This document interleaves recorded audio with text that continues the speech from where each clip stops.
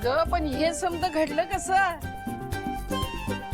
अरे आपल्या पप्पाची आठवण आहे, ती कशी अशी जाईल? अगं तेच विचारते, ह्यो चमत्कार घडला कसा ते तर सांगा ती. अरे बाबा तुम्ही थांबा रे बाबा, मी सगळं सांगते तुम्हाला. तुम्ही आधी आत तर चला. ठेवून बस. चल चल अगं मी होय, सांगते. पण काय ते सांग तरी एकदा. हा अगं माझी पाना गँग आहे ना, ते लोक गेले होते त्या धानोरकर कडे. त्याला विनंती केली आणि मग त्याने देऊन टाकली गाडी. भया भया, अगं पोरांनी सांगितलं आणि तो माणूस ऐकला आणि गाडी परत पण दिली. अगं पण पैसे? अगं ते ठीक आहे, त्याच्याकडनं मुदत मागून घेतलीये मी. ते हळूहळू करून देऊन टाकीन त्याला. पण आता मला खूप भारी वाटतंय. शिवा, हे समज का झालं माहितीये का तुला? का? अगं माझ्या कैलासाचं लक्ष आहे बघ तुझ्याकडं. तुझा ह्यो असा बावलेला चेहरा त्याला नाही बघवला ग.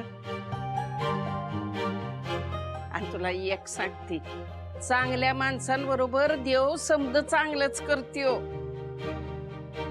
अगं त्याच्याकडे रुजू असतंय सगळं.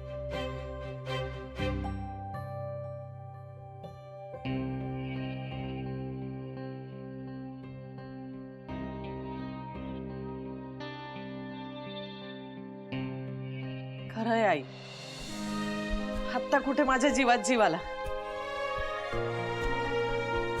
अहो सकाळी पार चेहरा पडला होता पोरीचा, बघवत नव्हता हो. अगं तू सकाळचं काय सांगते, पण आता बघ माझ्या लेकराचा चेहरा कसा चंद्रावानी झालाय ते. या आलात महाराणी? हो, तुम्ही सुद्धा आनंदात दिसताय. शॉपिंग छान झाली वाटतं. छान झाली शॉपिंग. चला मग आता आवरा पटापट, हे दागिने आणि साड्या वगैरे भरायला घे.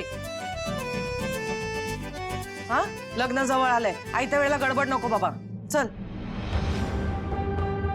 नाहीतर काय. बरं ठीक आहे, तुम्ही करत बसा, मी आले. अगं शिवानी थांब. शिवानी मला माफ कर ग, तुला तुझ्या बहिणीचं लग्न पाहता येणार नाहीये. आणि हे सगळं माझ्यामुळे होतंय, मला माहितीये. तू तिच्यासाठी एवढं सगळं करतेस,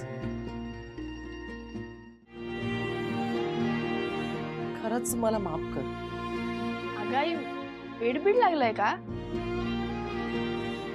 असा काही विचार नाही करत आहे मी.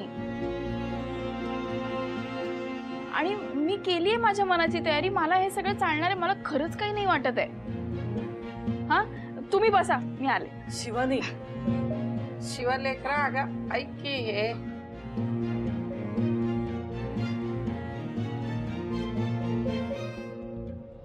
वंदे, नग काळजी करूस तिची. अगं परमेश्वर आहे तिच्या पाठीशी. तिचं समद चांगलं होणार आहे बघ. समद चांगलं होणार माझ्या शिवाचं. अगं काळजी करूस. तू काय बघत उभी राहिलीस? चल बस आता, पटपट आवरायला घे. चल. हा. मध्ये का दिसताय? काही नाही ताई, प्रसादासाठी केलेली खीर नासली अचानक.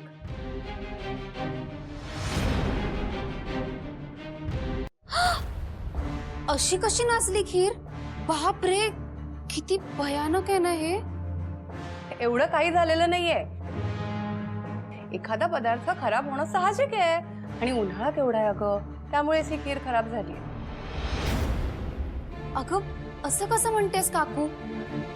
प्रसादाची खीर आहे ना ती, आणि प्रसादाची खीर नासणं म्हणजे अपशकुन असतं असं तूच म्हणतेस ना आई? मग हा तर खूप मोठा अपशकुन झाला. ती अगं काय बोलतेस तू, आणि कशाला उगाच तिला घाबरवतेस? मगाशी पण हॉलमध्ये तू हे असंच केलं. काकू अगं मी काय मुद्दाम करते का? मी नासवली आहे का खीर? आणि तुम्ही माझ्या बोलण्याकडे लक्ष का नाही देतात? अगं हे कसले तरी संकेत आहेत आई. ताई, आई म्हणाली ना की खूप उन्हाळा आहे म्हणून नाचली असेल अशी. एवढी कशाला ओव्हर रिॲक्ट करतेस ग तू? सीताई, अगं दूध ओट्यावरच होतं, पण तू टेन्शन घेऊ नको. मी परत एकदा खीर बनव. आणि कीर्ती, तू ना जरा शांत बस. उगाच नको नको ते तिच्या डोक्यात धरू नकोस. ठीक आहे, मला आता काहीच बोलायचं नाहीये, पण आई अगं तूच विचार कर.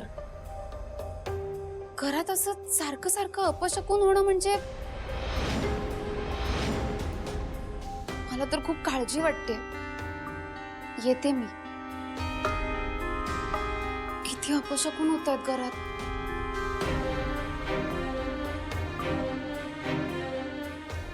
होईल ना गं सगळं नीट. मला खूप काळजी वाटायला लागली. काय होणार आहे? आणि तू आपल्या कीर्तीवर काय विश्वास ठेवतेस? तुला माहिती आहे ना ग ती कशी आहे. तिला फक्त एक विषय हवा असतो बास. आणि ना तू या खिरीचं टेन्शन घेऊ नको. मी परत एकदा खीर कर. पण तू शांत राहा प्लीज. संपदा,